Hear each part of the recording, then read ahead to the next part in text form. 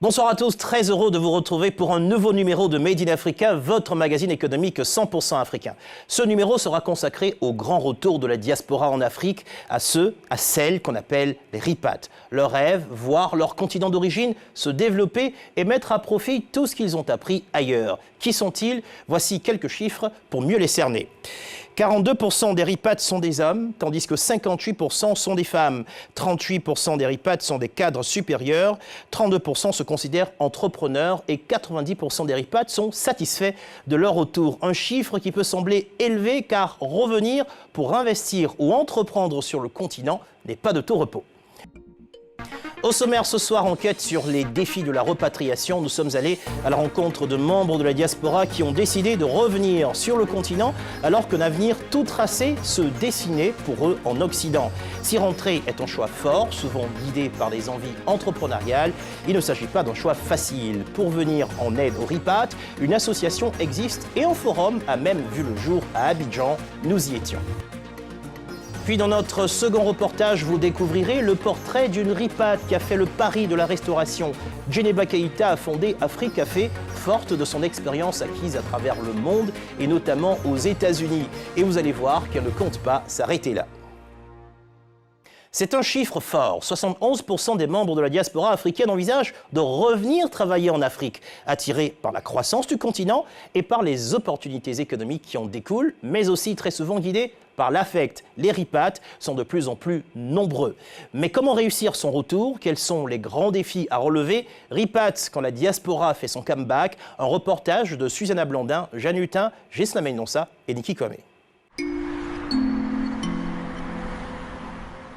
Ce matin-là, dans les couloirs du Bushman Café, à Abidjan, on se presse. Au programme, des conférences et des retours d'expérience sur un thème un peu particulier, la repatriation.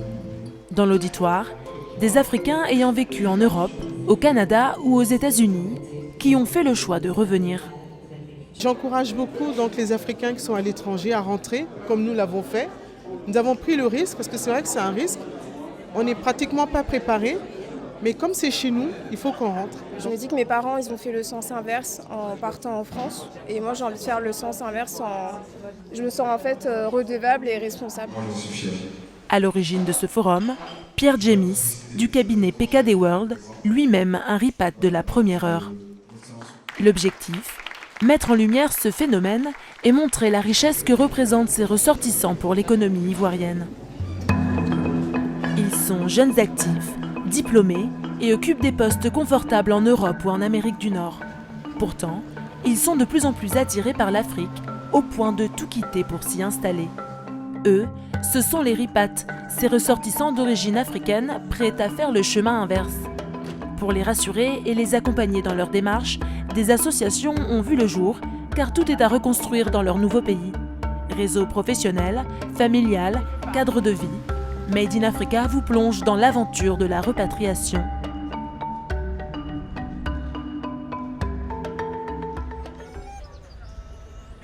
Le quartier de la Palmeraie Complexe, à Abidjan, n'a plus de secret pour Ismène Kedjo. Bonjour maman, ça va? Il y a un petit bar avec de la musique, j'ai ma vendeuse de garba, ma vendeuse de poissons, il y a le complexe en fait avec le terrain de foot, le terrain de basket. Donc ça vit en fait et moi c'est ça que j'aime. Là c'est le coin où je viens quand j'ai un peu faim à midi. Donc là il y a la vendeuse de poissons frits, mais aujourd'hui j'ai plutôt envie d'un garba, donc on va aller par là-bas. Si Ismène a ses habitudes, Bonjour maman, bonjour. Et sait sélectionner son garba comme toute bonne abidjanaise, Je peux mettre oignons, piments. elle n'a pourtant pas grandi dans ce quartier, ni même en Côte d'Ivoire. Elle est ce qu'on appelle une ripate. Il y a un an, cette franco-béninoise décide de quitter sa vie parisienne pour s'installer en Afrique de l'Ouest. Et c'est à Abidjan qu'elle choisit de démarrer sa nouvelle vie. Alors là, c'est chez moi, à la Palmeraie Complexe, un appartement de 2 chambres au salon, traversant, hyper lumineux, que j'adore. C'est vrai que des appartements comme ça, à Paris, à ce prix-là, c'est pas évident. Ça fait partie aussi un peu de l'aventure, pour moi, de la repatriation. C'est le confort de vie, c'est la qualité de vie, c'est l'espace, c'est la possibilité d'avoir une terrasse et d'être dehors toute l'année. Ça, c'est vraiment mon petit plaisir. Un changement de vie pour cet ancien employé de l'administration française, reconverti dans le tourisme, avec un tout nouvel outil de travail. Alors ça, c'est Wonja. Wonja, c'est la première née de la flotte African Explorer. Wonja, ça veut dire liberté en Douala. Et donc c'est un van que j'ai conçu pour voyager en Afrique en toute sécurité, liberté et autonomie. Son idée ? Proposer des parcours touristiques en van. Il y a 10 mois, elle fait venir ce van d'Europe, un véhicule dont elle conçoit elle-même l'aménagement, s'inspirant des modèles en vogue aux États-Unis ou en Australie, et qu'elle loue à des touristes désireux de découvrir la Côte d'Ivoire. Vous avez un lavabo, un lit escamotable qui permet du coup de dégager en toute simplicité un espace pour 2 voyageurs complémentaires avec ceinture, mais aussi un espace bureau. Vous avez une douche avec des toilettes à l'intérieur et d'autres commodités, un frigo et voilà. Mon envie de repatriation, elle est vraiment ancrée dans mon adolescence. Moi, j'ai vécu 2 ans et demi au Bénin entre mes 15 et 17 ans. Et c'est un séjour qui m'a vraiment marqué, qui a changé vraiment mon parcours de vie. À mon retour en France pour passer mon bac, je me suis dit de toute façon, quoi qu'il arrive, je reviendrai vivre en Afrique. Ça a pris un peu de temps, j'ai fait mes études, j'ai bossé. Et à un moment donné, je me suis dit, de toute façon, il faut que je reparte. Et j'avais aussi envie d'un projet de reconversion, aller vers d'autres métiers et notamment ceux du tourisme. Donc le van, c'est clairement inscrit dans ça et c'est comme ça que je débarque à Abidjan avec l'idée d'organiser des séjours nomades en camper van. Un projet ambitieux qui n'aurait peut-être jamais vu le jour sans l'aide d'une association dont elle est adhérente, Repat Africa. Son objectif, aider les membres de la diaspora à se réinstaller en Afrique en les accompagnant dans leurs projets entrepreneuriaux. Régulièrement, Ismène s'entretient avec Kara Diaby, le président de l'association. J'aimerais solliciter Repat Africa pour voir dans quelle mesure on pourrait financer d'autres véhicules ensemble et donc permettre une entrée au capital privilégié aux membres de l'association. Ismène, ça fait 3 ans que je la connais, c'est une des premières membres de Repat Africa. Elle a souscrit à l'association en 2020. Et moi, j'ai vu tout le projet African Explorer grandir, parce qu'on en a parlé à ses tout débuts, à ses prémices. Au sein de Repat Africa, on est 300 membres et sur ces 300 membres, il y a 50 personnes qui sont revenues s'installer sur le continent, donc ont pris le risque de quitter leur confort et de revenir en Afrique, développer des business. Il y en a qui travaillent dans des entreprises et on leur donne des conseils, des tips, etc., des contacts. Et ça leur permet vraiment de préparer leur retour. Des conseils précieux pour des entrepreneurs pour qui tout est à refaire dans leur nouveau pays. Selon moi, les grands défis de la repatriation et de la repatriation en mode entrepreneuriat, c'est qu'en fait, tu gères tout en même temps. Tu es vraiment sur un défi à 360. Il faut gérer ton installation, la mise en place de ton entreprise, trouver des collaborateurs, trouver des partenaires, ton appart, te refaire un réseau. Aujourd'hui, je suis quand même bien installée, j'ai déjà un réseau d'amis. Ma vie à Abidjan, au bout de quasiment 1 an, aujourd'hui, elle roule. Ça va. Sur cet aspect-là, c'est cool. Mais je voudrais plus voyager. J'ai pas mal bossé en fait. Faire en sorte que la repatriation ne soit plus un parcours du combattant, mais plutôt un jeu d'enfant. C'est le credo de Kara Diaby. Nous le retrouvons dans cet immeuble du Vallon, en plein appel avec un futur Repat qui hésite encore à sauter le pas. Mais du coup, tu vois, ça, c'est une question qui revient souvent. Nous, ce qu'on recommande, c'est de mettre un an à 1 an et demi de salaire de côté. Je pense qu'on peut faire un point d'ici 1 mois, voir si tu as un peu avancé dans ton projet, etc. Ça te va? Cette association, je l'ai créée en 2020, en plein Covid. Moi, j'avais beaucoup envie de revenir en Afrique, etc. Mais je ne trouvais pas d'organisation qui proposait en fait un accompagnement complet. Donc, c'est-à-dire des informations concrètes sur les opportunités qu'il y a en Afrique et aussi un réseau. Et en fait, je me suis dit, étant donné que je ne trouve pas, je vais le créer moi-même. Et c'est comme ça qu'on a commencé. Aujourd'hui, l'association compte 300 adhérents, triés sur le volet. Pour intégrer Ripat Africa, les candidats doivent remplir un formulaire de motivation où ils doivent renseigner, entre autres, leur âge, leur profession, s'ils ont un projet entrepreneurial en Afrique et leurs origines. Après un entretien, les candidats sélectionnés doivent payer une cotisation de 500 € par an, soit 330 000 francs pour adhérer à l'association. Les critères de sélection peuvent sembler élitistes, mais pour Kara Diaby, ils sont justifiés. Plus on a des membres qui sont dans le même état d'esprit, qui ont la même ambition et qui partagent les mêmes valeurs, plus l'organisation est performante et s'agrandit. Au sein de Ripat Africa, on est très axé économie, impact socio-économique. Donc on ne fait pas de bénévolat, on ne fait pas d'œuvres caritatives. Nous, on est vraiment investissement, business, entrepreneuriat et création de valeur par l'entrepreneuriat, par l'investissement. C'est vraiment notre credo en fait. Une vision qui séduit de plus en plus les jeunes entrepreneurs de la diaspora, comme Faouzia Koza. Cette Parisienne a créé sa marque de sac à main de luxe et hésite entre la Côte d'Ivoire et le Sénégal pour sa repatriation. Et elle a quelques questions à poser à Kara sur la vie à Abidjan. Comment se déplacer sur Abidjan? Tu as les taxis, par exemple, tu as les taxis classiques. Après, tu as les Yango, qui est pas mal, c'est l'équivalent des applications VTC que tu peux connaître. Des questions d'ordre pratique, comme les déplacements ou encore le logement. Tu devras payer 5 mois de loyer cash, en fait. Donc, c'est différent de ce que tu peux connaître à Paris, quoi. 5 mois de loyer en cash, franchement, c'est énorme. Kara tient aussi à attirer l'attention de Faouzia sur des aspects parfois négligés par les Ripat. Il y a énormément de personnes qui viennent s'installer ici et quand je leur pose la question « Est-ce que tu as pris une assurance santé ?» Ils disent « Ah bon, je dois en prendre une ». Après, c'est un certain coût. Hein. C'était pas moins de 300 à 400 € par mois. Par mois ou par an? Par mois. Une somme importante qui peut sérieusement fausser les comptes si elle n'est pas prévue dans le budget de repatriation. Chez Ripat Africa, on cherche à prévenir plutôt que guérir. Lorsqu'on a ce genre de questions, nous, ce qu'on fait, c'est qu'on fait des voyages d'immersion de 2 semaines en Afrique. Donc, l'objectif, c'est vraiment de venir découvrir la réalité du terrain, de se faire du réseau et avoir aussi un réseau sur place avant d'arriver. Ça, c'est très important. De quoi convaincre les sceptiques.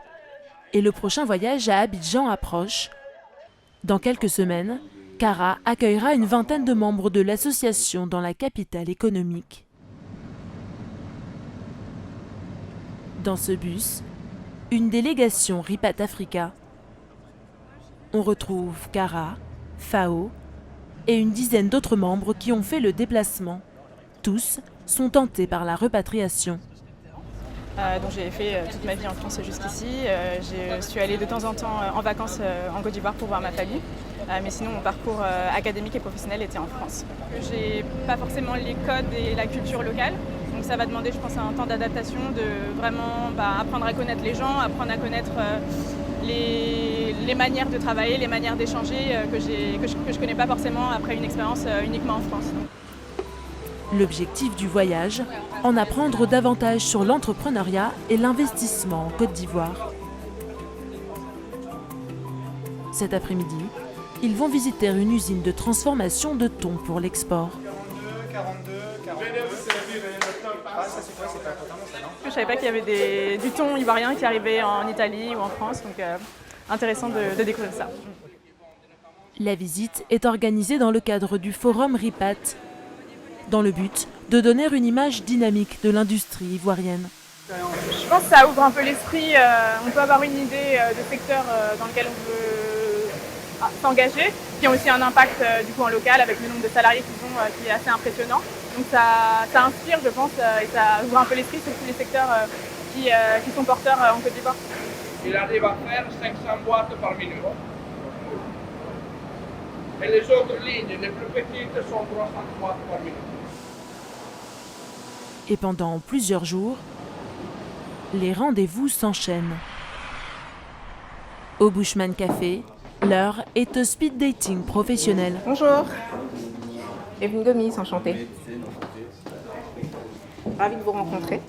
Evelyne Gomis, entrepreneur, candidate à la repatriation, discute avec un potentiel investisseur. Elle cherche à faire financer sa start-up et le marché est de plus en plus concurrentiel à Abidjan. C'est vrai que peut-être qu'il y a quelques années encore, on arrivait en terrain conquis en se disant oui, je vais sauver mes frères, je vais apporter la solution et non, en fait, personne ne nous attend. Les solutions sont déjà là, peut-être pas toutes et l'idée c'est vraiment de pouvoir agir en complémentarité, d'apporter nous notre expertise, de pouvoir prendre l'expertise aussi qui est sur place et de pouvoir mutualiser tout ça vraiment pour qu'on puisse atteindre le niveau qu'on a besoin d'atteindre en fait, tout simplement. Ne pas arriver en terrain conquis, mais plutôt comprendre son nouvel environnement, c'est peut-être le secret d'une repatriation réussie. Pour convaincre nos futurs ripates, le Forum a organisé un gala mettant à l'honneur ceux qui ont fait le choix de revenir avec succès. Ce forum a été conçu, travaillé parce que je suis un ripat, mais je suis avant tout un Ivoirien qui croit en la Côte d'Ivoire, qui vit la Côte d'Ivoire et qui se bat pour la Côte d'Ivoire comme beaucoup d'autres. Au programme, remise de prix par des stars de la diaspora comme Harry Roselmack ou Rokhaya Diallo. L'occasion de récompenser des ripates au parcours inspirant et impactant, comme Teresa Kwasi, femme d'affaires à succès. Je suis très fière de recevoir ce prix, mais ce n'est pas forcément pour moi. C'est surtout pour l'inspiration que ça peut donner à d'autres jeunes dames notamment. Des exemples qui inspireront peut-être les hésitants à sauter le pas de la repatriation. Il serait 71% de la diaspora à envisager de revenir travailler en Afrique, portés par l'espoir d'un continent en pleine mutation.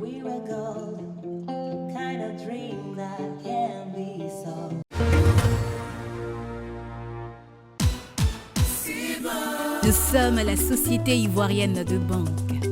Depuis les lendemains de l'indépendance, notre histoire se confond avec celle de la Côte d'Ivoire, notre si beau pays. Depuis 60 ans, nous créons des solutions pour le confort et la prospérité des familles et des entreprises. Pour ce si beau pays, nous croyons en lui et en l'Afrique. Nous croyons en vous. 60 ans après notre création, notre mission est intacte. Être au service d'un si beau pays et accompagner son développement économique et social.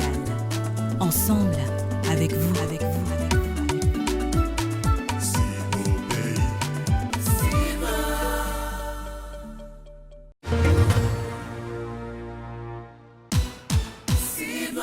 Nous sommes la Société ivoirienne de banque.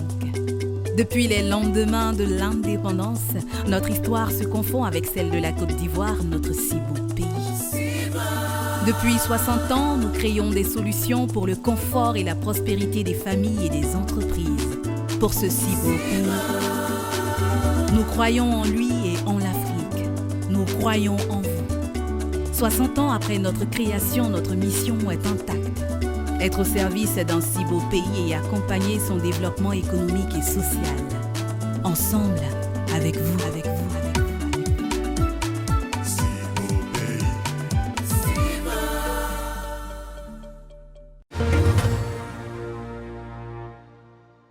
Retour sur le plateau de Made in Africa et pour débattre ce soir, j'ai le plaisir d'accueillir Zena Boukone, PDG d'AfriSense, avec elle Marie Seri, responsable du cabinet de recrutement Talent2 Africa Côte d'Ivoire et Pierre Gémis, PDG de PKD World, organisateur par ailleurs du forum Repat à Abidjan. Monsieur, mesdames, bienvenue dans Made in Africa.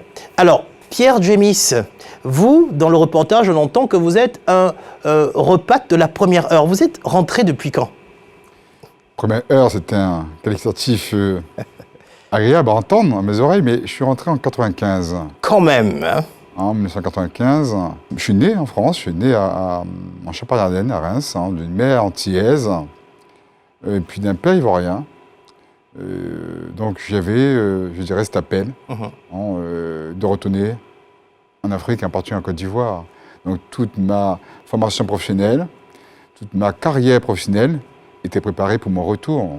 Et ce retour a eu lieu en 1995. Alors le terme RIPAT, finalement, il est né depuis quand? Vous qui avez justement un regard rétrospectif sur toute cette période-là, est-ce qu'à l'époque où vous rentriez, on parlait déjà de ce terme RIPAT? Le terme RIPAT est venu pour, je dirais, remettre un équilibre entre l'expatriation et des Africains de la diaspora qui rentraient, mais qui n'étaient pas considérés comme des RIPAT, qui étaient considérés comme des enfants formés à l'étranger qui rentraient chez eux. Donc c'est un terme qui est récent, qui date, je crois, d'ici 4-5 ans, hein, qui est une tendance forte maintenant de jeunes de la diaspora africaine qui ressentent ce besoin de retourner.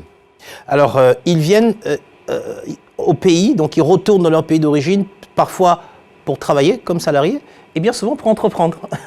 Zainabou, alors vous dirigez AfriSense, qu'est-ce que vous faites? AfriSense est une entreprise de sourcing, d'achat et de logistique qui vise à faciliter et à fiabiliser les flux de marchandises de l'Occident vers l'Afrique, principalement pour les entreprises et aussi pour les particuliers. Ça veut dire que je suis à Abidjan, je veux acheter des chaussures, à Paris, à Londres, aux États-Unis, je ne sais pas comment faire venir ça, je m'adresse à vous. Exactement, que vous ayez une carte bancaire ou non, parce que voilà. Et donc vous adressez à AfriSense et on s'occupe de tout, de l'achat à la livraison chez vous. Et depuis que vous êtes là, est-ce que ça marche bien? Ça marche pas mal, oui, très bien, parce que c'est un besoin assez fréquent, récurrent en fait, qu'a non seulement les gens qui ont l'habitude ou qui ont vécu en Occident, mais aussi effectivement ceux qui vivent ici, qui ont ce besoin d'acheter des marchandises simplement à l'étranger. Alors, quand vous vous installez, est-ce que c'est difficile? Comment est-ce que vous êtes accompagné pour pouvoir vous sentir à l'aise? Alors, il faut savoir que moi, j'ai aménagé en Côte d'Ivoire depuis le mois de mars dernier. Donc c'est encore tout récent. Donc c'est encore difficile en fait justement et je pense que tous les gens qui ont été là avant nous, donc qui ont lancé des forums ou qui ont justement des clubs sont là et sont vraiment un super relais en fait pour faire la transition un peu en douceur vers le continent. Alors finalement, on a tellement de jeunes Africains qui font le choix du retour. Qu'est-ce qui explique ça, Marie Serry? On a pas mal de personnes de la diaspora qui souhaitent revenir en Afrique, tout simplement parce qu'aujourd'hui, nous faisons face à une Afrique qui bouge, une Afrique qui veut vivre des challenges. Et il faut aussi mentionner qu'en Occident, la plupart des Africains font face à ce qu'on appelle le plafond de verre. C'est-à-dire qu'à un moment donné, ils stagnent dans leur fonction, ils n'arrivent plus à aller plus loin et bon, de là naissent des frustrations et forcément il faut chercher à aller voir ailleurs, à trouver des postes qui nous donnent envie de continuer de travailler. Ça veut dire que là, ils viennent déjà par ambition, c'est-à-dire vous avez pas parlé d'un plafond de verre, ils veulent monter en fait, ils veulent une ascension, plus de responsabilité, mais ça devient difficile en Occident. Exactement. Est-ce qu'il y a des secteurs qui sont priorisés tant par les demandeurs d'emploi que par les recruteurs? Oui, il y a divers secteurs. Je pourrais citer quelques-uns. Vous avez la technologie de l'information qui est en pleine croissance. Qui intéresse beaucoup les RIPAT, comme on les appelle. Les entreprises même recherchent pas mal de profils dans ce secteur. On a aussi la finance, donc tout ce qui est banque, assurance, gestion de patrimoine et aussi et surtout la FinTech d'ailleurs. Voilà, c'est des secteurs qui sont beaucoup demandés. Dans le cas de figure de ce que nous faisons, si vous permettez, vous faites un lien. Dans ce forum RIPAT, c'était avant tout de mettre un peu toutes ces compétences-là je dirais, sur une plateforme, de mettre les membres de la diaspora qui viennent un peu partout avec différentes compétences, de mettre des acteurs économiques locaux qui créent de la richesse mais qui ont besoin aussi d'un souffle nouveau. Alors, vous avez donc lancé ce forum. On comprend à vos explications que le but, c'est aussi de créer des synergies, de pouvoir permettre à ceux qui sont en besoin de talents et ceux qui ont besoin d'offrir des talents de se rencontrer. Finalement, quel est le résultat le plus probant que vous ayez atteint à l'issue de ce forum? Ce forum est un succès, paraît-il. Paraît-il parce que c'était la première plateforme où les membres de la diaspora ont pu se rencontrer. On a parlé tout à l'heure de RIPAT Africa. Nous avons créé des synergies avec plusieurs associations comme Elite, RIPAT Africa, qui avaient pour but d'identifier des membres de la diaspora pour venir. On a eu un prix qu'on a remis, je crois que c'était Henri Rosenbach qui a remis un prix à Victor Nono, président d'Adsfood, un franco-camerounais, qui, lors du Sahara, il y a 2 semaines, a créé, a innové la première usine qui transforme des produits volaillers. Il fallait innover, imaginer une usine qui était adaptée à nos productions agro-business. Et c'était fait par un RIPAT, c'était fait par un membre qui est venu donc au Forum RIPAT et qui était suivi après le forum pour qu'il puisse signer des contrats avec l'État et les acteurs privés pour la vente de cette usine qui continue à se faire ici en Côte d'Ivoire. Alors, comment ça se passe finalement? Vous êtes RIPAT, vous revenez, vous aspirez à quoi? Il faut quand même être payé suffisamment, au moins aussi bien qu'avant, sinon pourquoi revenir? Quelles sont les attentes salariales des RIPAT qui comptent revenir? De façon générale, les membres de la diaspora qui souhaitent rentrer ont tous dans la tête d'avoir des packages, donc des salaires d'expats. Okay. Mais nous notons que de moins en moins, les entreprises acceptent de donner des salaires d'expat à leurs employés. Donc il y a ce qu'on appelle le contrat local plus. Donc le contrat local plus, en fait, c'est un contrat avec un salaire qui est à cheval entre le salaire local et le salaire d'un expat. Il faut dire que le salaire, il est conséquent. Et ce sont surtout les avantages autour qui attirent. Donc vous avez des subventions pour le logement, des subventions pour le carburant par exemple, une voiture de fonction, de l'aide, des subventions pour la scolarité des enfants mineurs en général. Je vous disais, Maître Jamis, on a envie d'être RIPAT. Hein? Ah mais on a envie d'être RIPAT, mais surtout on a envie de passer chez elle. Oui, parce qu'il y a toute une procédure de négociation. Bien sûr. Justement, mais une question de négociation. Oui, alors est-ce que lorsque vous êtes dans une entreprise, vous commencez au bas de l'échelle, vous montez, et puis d'un coup, il y a un RIPAT qui vient, qui devient directeur. Est-ce que souvent vous devez gérer, ou alors vous avez entendu des retours sur des conflits au sein des entreprises à cause de ces questions en griffe de parachutage de RIPAT à la tête de certaines directions? Ça, c'est une très bonne question. Non. Heureusement d'ailleurs, nous n'avons pas d'informations dans ce sens, nous n'avons pas eu de retour, je veux dire, dans ce sens. Le premier conseil que nous donnons au RIPAT, c'est de rester humble, parce qu'ici aussi, il y a des compétences. Au niveau local, vous avez des gens qui ont de très bons diplômes, de bonnes expériences professionnelles et tout. Donc le tout, c'est d'apprendre des autres et de partager ce qu'on a. Ouais. Donc c'est tout ça ensemble qui permet d'avoir une très belle équipe de travail. On a tellement de questions à poser sur ce sujet. Zainabou Sidibé Koné, question pour vous. Vous avez quand même commencé votre entreprise étant en France. Complètement. Bon, et ça marchait déjà. Alors, comment, quand vous avez un business model qui fonctionne étant en France, pourquoi vous décidez d'être présente physiquement sur le territoire africain pour poursuivre vos activités? Simplement parce que pour chercher la croissance, il faut être sur le terrain. Et aussi, souvent, ce qu'on mentionne le plus souvent quand on vit en Occident, c'est qu'on a un problème de qualité de vie qu'on a en Afrique, en fait, simplement par l'entourage, par justement des gens qui sont là pour nous accompagner en tant que RIPAT. Souvent, quand on est en Occident, on est souvent seul, laissé à soi-même. Et donc, gérer une entreprise à distance, ça se fait, mais c'est beaucoup mieux sur place, effectivement. Alors, concrètement, est-ce que depuis que vous êtes là, c'est depuis quelques mois, vous avez dit… Le mois de mars dernier. Le mois de mars, est-ce que vous avez eu des mauvaises surprises? Parce que le retour, en fait, le plus important, c'est le choc culturel. Des qualités de service auxquelles on ne s'attend pas, une lenteur parfois. C'était quoi vos mauvaises surprises? La mauvaise surprise, c'était face au service client. Ouais. C'était dans les supermarchés ou dans des endroits, en fait, où des gens sont…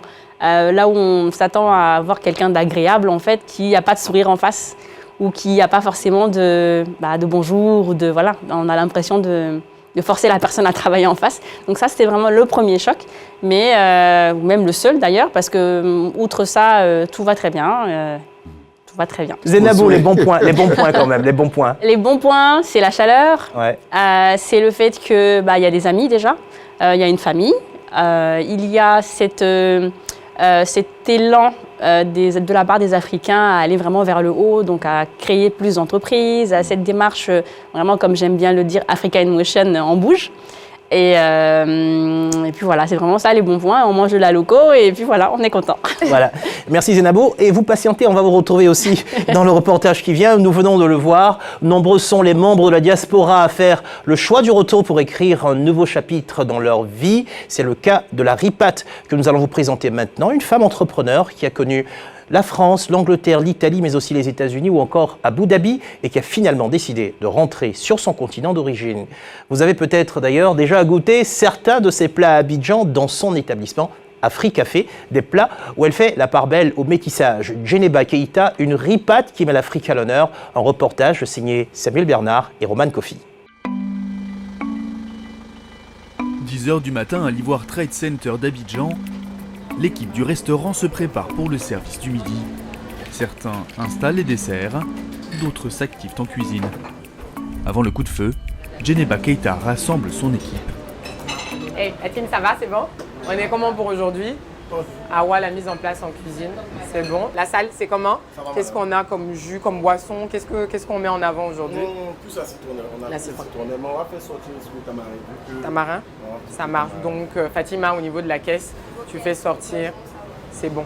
Ok, donc on se prépare pour le reste du midi. Rigueur et bonne humeur, c'est le cocktail de Djeneba Keita qui a fait de ce petit établissement Africafé une adresse bien connue à Abidjan. Donc jeudi, vendredi, c'est vraiment, on essaye d'être le plus carré possible parce que sinon ça part rapidement dans tous les sens. On peut faire, sur les vendredis, on peut faire 180 à 200 plats par jour. Djeneba Keita, c'est l'histoire d'une révélation à l'ivoirienne. Avant d'arriver à Abidjan en 2018, cette Malienne de 36 ans avait quitté son pays pendant plus d'une décennie pour faire des études de comptabilité et exercer sa profession. France, Angleterre, Italie, mais aussi États-Unis ou encore Abu Dhabi, elle a voyagé à travers le monde. Mais comme de nombreuses personnes originaires du continent africain, elle a décidé de revenir et compte bien utiliser son expérience pour développer son continent d'origine. Made in Africa vous emmène à la rencontre de cette ripat qui met l'Afrique à l'honneur.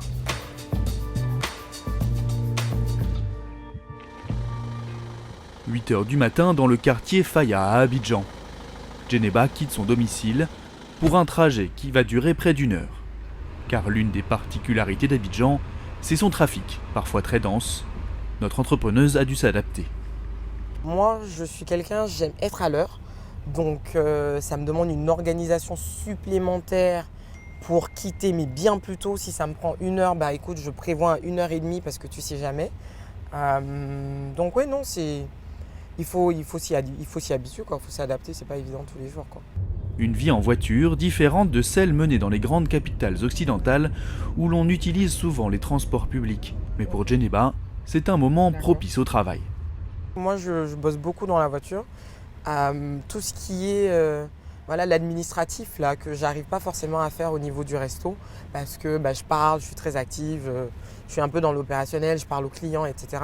Fait que où tu dois te poser, répondre aux mails de la banque qui te relance depuis 3 fois, tu te dis ah ouais, il faut que je le fasse. Donc généralement ces choses-là, moi je les fais dans la voiture, des propositions pour des services traiteurs, tout ça, moi je les fais dans la voiture. Direction le quartier de Saint-Jean où la jeune femme a installé ses cuisines. Bonjour! C'est ici que l'on prépare les plats qui seront servis dans l'Africafé à quelques centaines de mètres de là.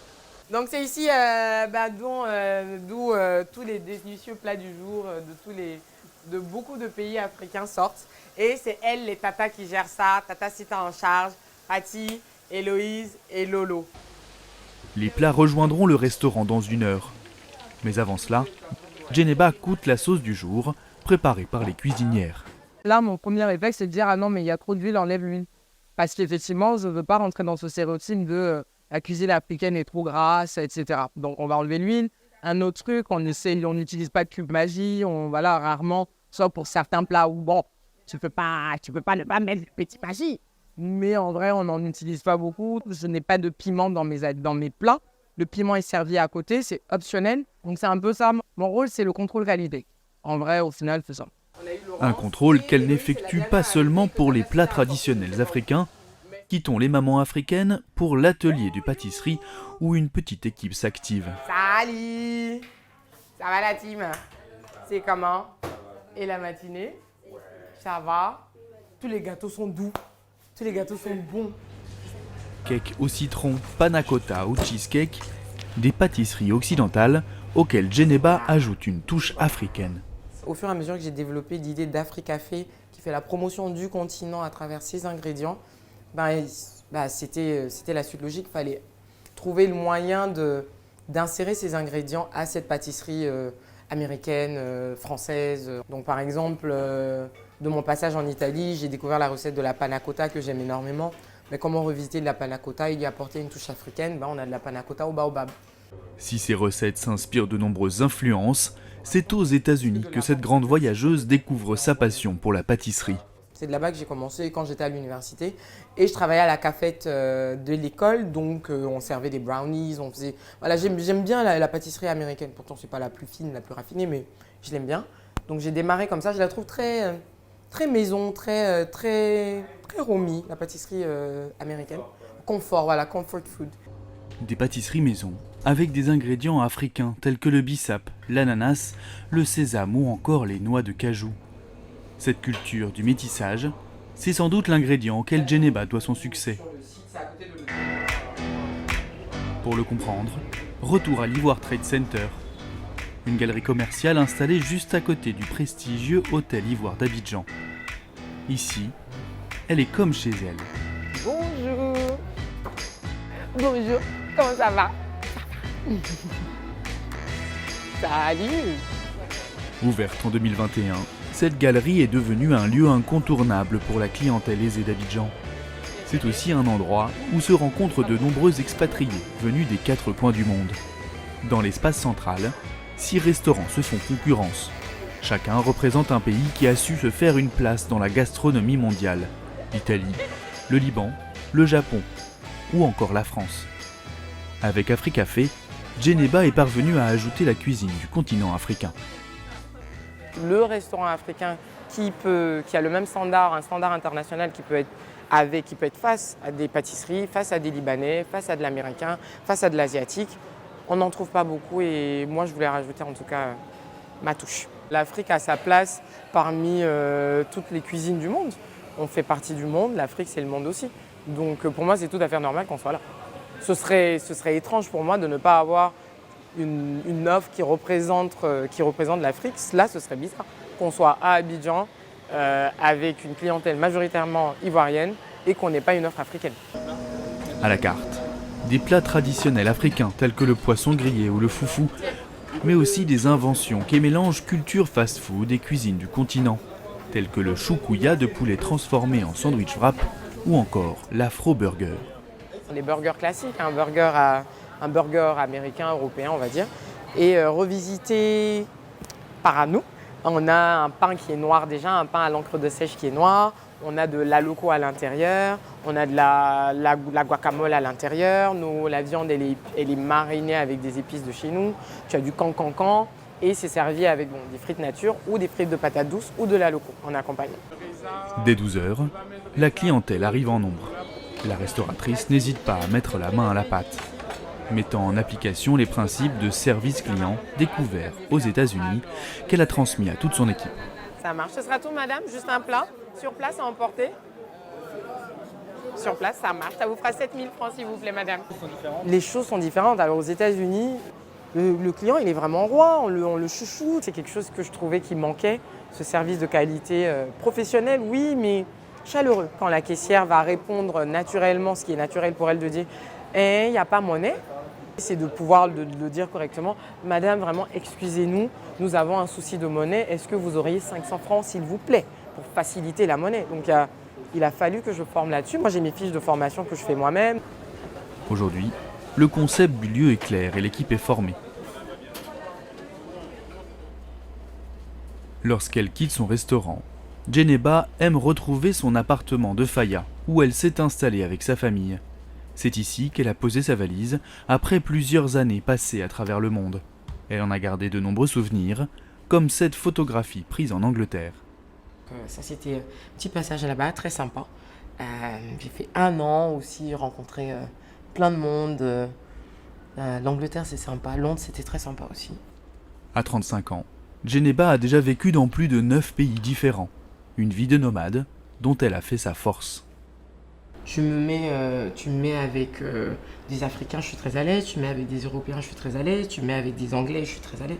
Tu me mets avec des gars d'Amérique du Nord, du Sud. Je suis à l'aise avec tout le monde. Parce que pour moi, l'ouverture d'esprit, l'ouverture au monde, je pense qu'il n'y a pas... Il n'y a pas mieux pour le développement d'un enfant et d'un adulte équilibré qui puisse justement s'adapter à un monde changeant. Une force qu'elle espère partager avec ceux qui rêvent d'un retour en Afrique. Salut ma boule, on fait de la dramatique. Salut. Aujourd'hui, elle a rendez-vous avec Zeynabou, une repate venue de France. Arrivée en mars dernier, elle s'est installée ici pour développer un business d'import-export. Djeneba a décidé de l'accompagner.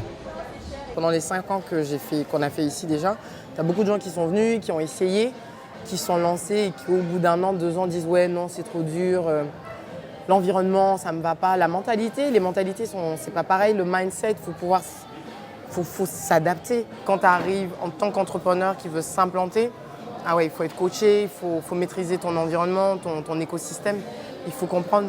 Donc pour moi c'est important. Ces échanges informels, Zeynabou les réalise avec de nombreux amis rencontrés en France. Un réseau dont elle a fait son atout. C'est que j'ai tous mes amis qui sont arrivés 5 ans plus tôt.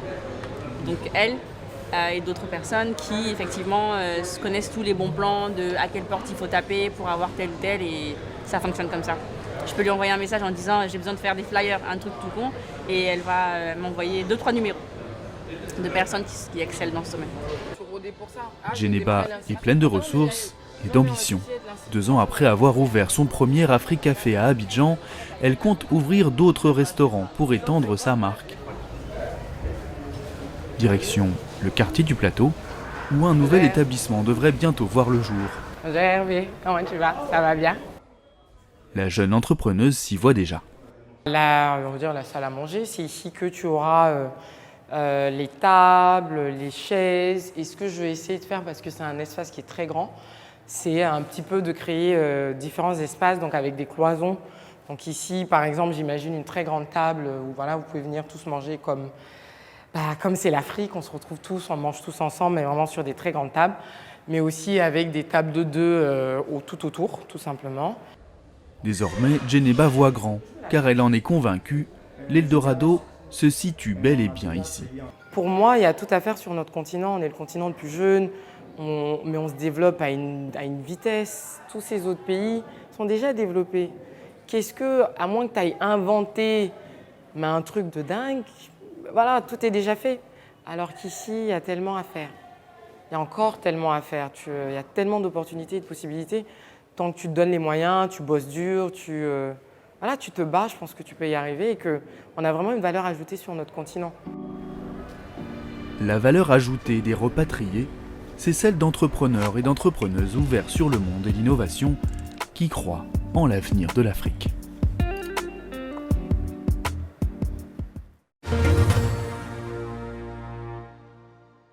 Retour sur le plateau de Made in Africa, on vient de voir cette histoire de Djeneba Keïta. Maître Djemis, est-ce que vous la voyez bien dans votre prochain forum? Écoutez, moi je les vois toutes, tous dans mon prochain forum parce que je suis admiratif. Hein. Je voudrais aussi, avec un peu d'humilité, leur dire qu'il y a eu des aînés. Leurs oncles, leurs parents peut-être, leurs grands frères sont rentrés. Il n'y a pas eu cette médiatisation. Ils ont eu le courage de rentrer. Certains ont des grands postes ici en Afrique.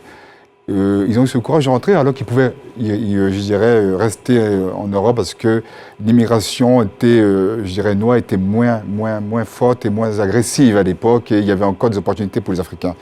Merci maître. Alors question pour vous Zeynabou. Est-ce que vous voyez un parallèle entre votre parcours et le parcours de Djeneba? Et je pense que c'est vous qu'on a vu tout à l'heure dans le reportage avec elle, ses nouveaux proches. Oui, alors nos parcours sont complètement similaires dans la mesure où on est toutes les deux répates, on a toutes les deux été bercées par l'Occident. Donc revenir sur le continent, ça semble être une évidence parce qu'on est parti, donc forcément on a le besoin de revenir. Non seulement pour contribuer au développement du continent, parce qu'il faut, et il faut que l'Afrique se fasse une place. Et donc nous, les talents, répates, en fait, qui avons été bercés dans les deux mondes, on se doit de revenir pour contribuer. Alors, pourtant, vous êtes d'origine malienne, mais vous vous installez en Côte d'Ivoire. Quels sont les arguments qui ont justifié le choix d'Abidjan? Alors pour moi déjà, la Côte d'Ivoire, le Mali, c'est la même chose. Donc ça reste le continent africain, c'est les terres africaines. Seulement ce qui a pesé un peu plus dans la balance, c'est la croissance économique de la Côte d'Ivoire en fait, qui se démarque par rapport à la situation actuelle du Mali, qui fait que le business marcherait, en tout cas fait plus sens pour chercher de la croissance en Côte d'Ivoire. Donc pour diversifier, la Côte d'Ivoire faisait beaucoup plus sens. Vous avez aimé l'hospitalité ivoirienne? Complètement. C'est important pour tous ceux qui viennent pour la CAN bientôt. C'est vrai. Alors, vous savez bien que l'âge moyen des ripates est de 32 ans. La plupart ont déjà une vie de famille, ils ont commencé leur carrière. Est-ce que ce n'est pas risqué finalement de partir en plein milieu de carrière professionnelle? Non, ce n'est pas risqué. En fait, c'est toute une question d'organisation. En général, vous avez la personne qui souhaite revenir, qui revient d'abord pour s'installer, commencer à travailler, tâter le terrain et tout. Et puis, une fois que les choses sont correctement disposées, la famille rejoint. Alors, il y en a qui viennent pour trouver un emploi, d'autres viennent pour entreprendre. Zainabou, Djeneba, qu'on vient de voir. Un tiers, donc un ripat sur 3 vient avec l'intention d'entreprendre. Est-ce que la fibre entrepreneuriale se développe plus facilement en fait quand on est en Occident? Qu'est-ce qui fait ça? Oui, parce qu'on voit tous les business qui ont été créés de l'autre côté, qui sont encore à créer chez nous. Ouais. Donc simplement, on se dit, l'effet miroir, quoi. On se dit, voilà, il faut lancer des business de l'autre côté. Et si jamais on est assez coriace, parce que l'entrepreneuriat c'est quelque chose de très difficile, on est assez coriace et qu'on a un peu de volonté, c'est vers ce chemin-là qu'on va, pas forcément vers le salariat. Ok, est-ce que vous avez des difficultés aujourd'hui avec la bureaucratie, des choses comme ça, pour pouvoir avoir la succursale en Côte d'Ivoire?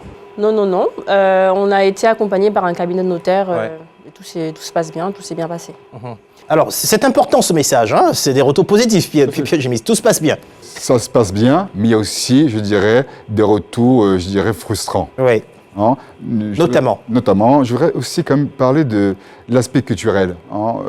J'ai eu, il y a très longtemps, être professeur à l'École supérieure de commerce de Paris dans le management interculturel. Donc il y a une confrontation culturelle, il y a une manière, je dirais, de se comporter en Afrique qu'on ne se comporte pas en France ou en Londres ou à New York ou en Asie. Donc il y a quelquefois des messages, des comportements culturels qui peuvent être blessants pour ceux qui sont locaux. Donc oui, il y a des retours négatifs, des retours qui peuvent aussi échouer, mais il y a des retours positifs et essayons de plutôt essayer de parler du positif et puis le cabinet qui peut être un cabinet d'accompagnement pour éviter les échecs, pour éviter, je dirais des investissements hasardeux ou risqués. Et c'est quoi leur contribution? Ils viennent avec de nouvelles idées aussi, peut-être, parce que là, on a vu aussi dans le cas de Djeneba qui veut refaire la gastronomie, elle met sa touche, elle prend des cultures diverses qu'elle met ensemble. Est-ce que c'est aussi ça, aussi la touche des ripates qui reviennent avec un autre élément culturel pour apporter de nouvelles idées aussi? Oui, si vous permettez. Je ne dirais pas qu'on arrête notre schéma sur une contribution uniquement culinaire. N'oublions pas, parce qu'avant tout, les pays, c'est avant tout des investissements.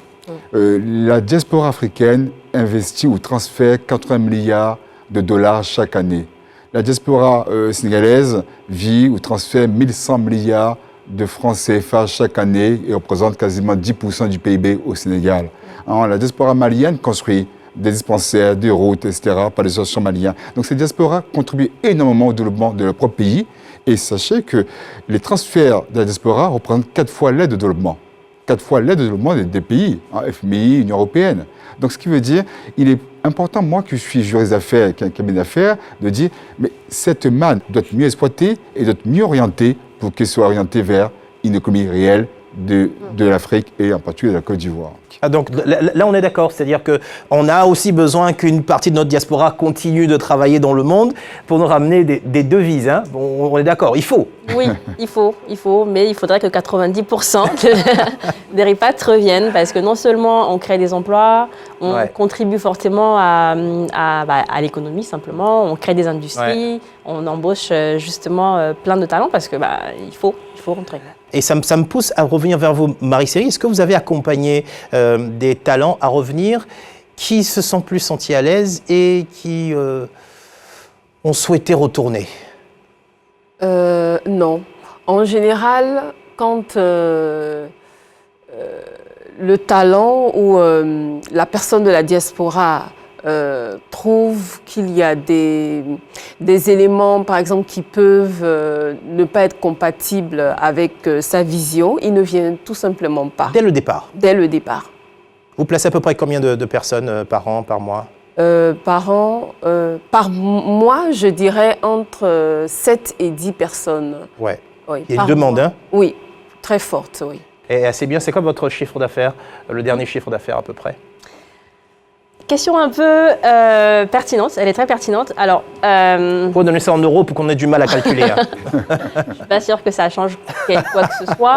Mais alors, pour faire un peu le relais, pour montrer qu'il y a un vrai besoin du coup de nos services sur le continent, c'est que l'année dernière, on a close à peu près à un peu moins de 200 millions de CFA en termes de chiffre d'affaires. Et avec une équipe de combien de personnes? 5 personnes. Ok, c'est pas mal, c'est pas mal. Alors, mais on estime que, on parle de chiffre d'affaires, on n'a pas parlé de la marge. On s'en tient au chiffre d'affaires. Le prochain forum REPAT, c'est quand? Comment ça va se passer? Comment on participe? Vous avez besoin aussi d'accompagnement? Écoutez, nous avons besoin d'accompagnement. Nous avons besoin, d'une part, déjà le prochain forum, c'est le 23, 24, 25 mai 2024, à Abidjan. Je vais être court, mais c'est un forum qui doit avoir comme signature, comme label, je dirais un forum qui concerne la diaspora, hein, mais pas que la diaspora. C'est un forum qui doit réunir tous les acteurs économiques en Afrique sur une même plateforme. Est-ce que vous avez des recommandations? Qu'est-ce que le gouvernement devrait faire pour mieux accompagner? Parce que vous avez l'État aussi comme interlocuteur lors du forum, et vous-même dans vos activités, vous avez toujours l'État comme interlocuteur que vous accompagnez. Est-ce qu'il y a des idées pour mieux accompagner les RIPAT qui reviennent en matière de prise en charge, d'accompagnement? Tout à fait. Déjà, d'une part, c'est l'accès au financement. Vous savez que le véritable problème, je dirais même des PME, que ce soit des PME issues de la diaspora ou des PME locales, c'est l'accès au financement. PME d'une part, parce que ces entrepreneurs puissent avoir un accès au financement adapté à leur réalité. Hein.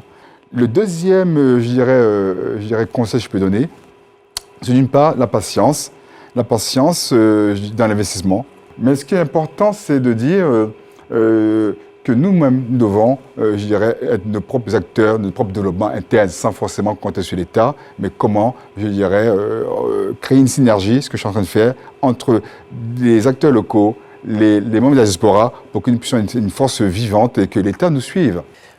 Zainabou Sidibé Koné, merci. Marie Seri, merci. Pierre Djemis, merci infiniment. Merci à vous aussi, fidèles téléspectateurs de Made in Africa, d'avoir suivi ce numéro. Je vous donne rendez-vous dans 15 jours pour un nouveau numéro de Made in Africa. Vous pouvez suivre cette émission sur notre site internet. C'est disponible sur www.rti.ci ou sur l'application RTI Mobile. Vous pouvez aussi suivre nos activités sur les réseaux sociaux. Made in Africa pour Facebook et Made in Africa TV pour Instagram et Twitter. Merci à tous ceux qui m'ont aidé à préparer cette émission, tant aux équipes de production d'Éléphant Africa qu'aux équipes de la RTI pour la réalisation. Et n'oubliez pas, l'Afrique a besoin de sa diaspora, tant la repatriation physique que la repatriation financière. Je vous souhaite une excellente suite de programmes sur RTI1.